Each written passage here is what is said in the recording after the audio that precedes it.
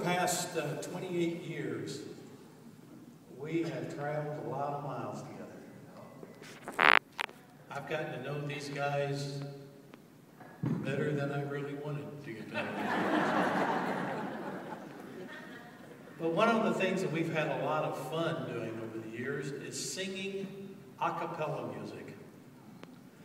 And as a matter of fact, our last CD that we made is all a cappella. If you're not sure what a cappella means, basically it means without him. So we just totally left him off this CD. Didn't even put his picture on there. Helped it to sell a lot better. Oh, even more with it on there. So, but this is one of the ones that we put on that CD, and we had a lot of fun learning this. And the thing is, when you're in the recording studio and you make a mistake, you can stop and fix it. When you make a mistake live, it's just a mistake. So we're going to try one, okay? So if you'll give us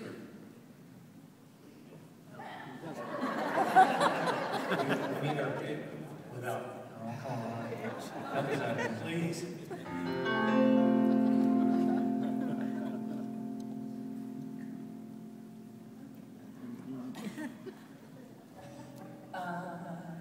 Tell you about the coming of the judgment fairly well, fairly well. I'm going to tell you about the coming of the judgment fairly well, fairly well. There's a better day coming fairly well, fairly well. There's a better day coming fairly well, fairly well. In that great getting up morning fairly well, fairly well. In that great getting up morning fairly well, fairly well. In that great getting up morning fairly well, fairly well. In that great getting up morning fairly well, fairly well. When you see the lightning flashing fairly well, fairly well. When you hear the thunder crashing fairly well, fairly well. When you see the stars are falling fairly well, fairly well. When you hear those trumpets calling fairly well, fairly well. In that great getting up morning fairly well, fairly well. In that great getting up morning fairly well, fairly well. When you see the lightning flashing fairly well, crashing, you see the stars are falling, and hear those chariots are calling. Good news, good news, chariots are coming. Good news, good news, chariots are coming. So glad, chariots are coming, and I don't want to be left out. There's a long white road in heaven, I know. Long the white road in heaven, I know. Long the white road in heaven, I know. I said good news, chariots are coming. Good news, chariots are coming. So glad, chariots are coming, and I don't want to be left out. Well, that great getting up morning fairly well, fairly well. In that great getting up morning fairly well, fairly well. In that great getting up morning fairly well, fairly well. In that great getting up morning fairly well, fairly well. In that great getting up morning fairly well, fairly well. In that great getting up morning fairly well, fairly well, fairly well, fairly well.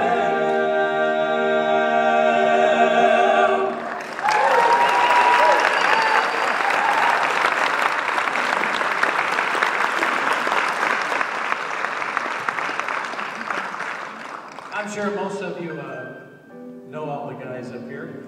We don't have to do a whole lot of introductions, but I will just say that Eric is really the young guy in the group. I'm proud of that. You just keep saying that, brother. He's never really grown up.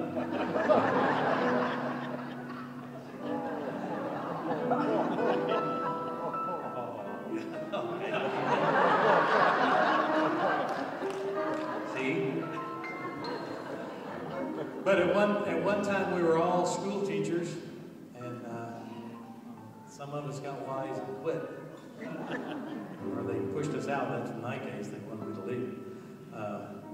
They said I was too old, and I agreed with them. But over the years, I've just, with these guys, we've learned things about them. And Don, way back when we recorded our first CD, the engineer nicknamed Don Mr. Smooth. I've always thought he looked like Tom Selleck myself, but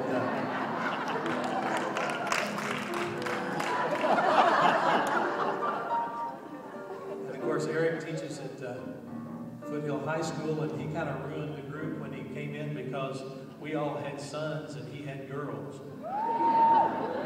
Until he being in the group was good for me. It was because he finally had a son. That was right. And then Jerry, I can tell you a lot of things. Jerry is the one in the group that never forgets words.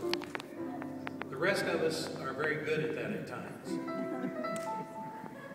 I have to tell you one story about Jerry that was great. And Eric and I loved it, especially because if Eric and I forget words, we just make them up. Because we figure you don't know the songs anyway, and so if we just make them rhyme, it sounds pretty good. They are very good at that, and I cannot do that. Jerry can't do that. We were singing a song called Built on the Rock, and Jerry came to his solo part and totally started singing something that wasn't there. And he sang about 3 words, and then he said, "Oh, whatever."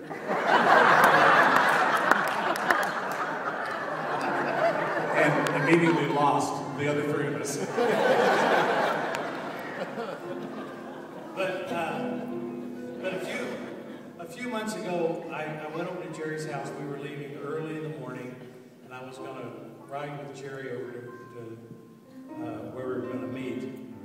And it was about 5 o'clock in the morning, and I drove up to Jerry's house, and Jerry was at the side of his pickup truck with a coat hanger. And he was going, "What's wrong?" I said, "I got my key and locked my keys in the truck." I said, "Oh, man." So I, just out of habit, I guess, I put my stuff in the back of his truck, and I went over to the passenger side, pulled on the door, and it opened. I said, "Jerry, look here." He goes, "Yeah, I know, I already got that side." Why is that so funny?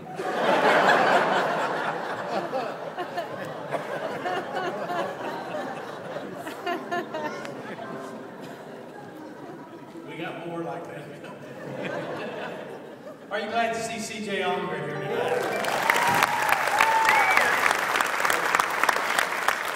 If you've never met C.J. before, C.J. for many years lived in Nashville, Tennessee, and he was the keyboardist with J.D. Sumner and the Stamps Quartet for about 11 years. He traveled with the Spear family for 10 plus years. With both of those groups, C.J. has been inducted into the Southern Gospel Music Hall of Fame, and for 10 years he has been playing keyboards with us. I've told him many times he's traveled with some of the great bass singers in Southern Gospel music.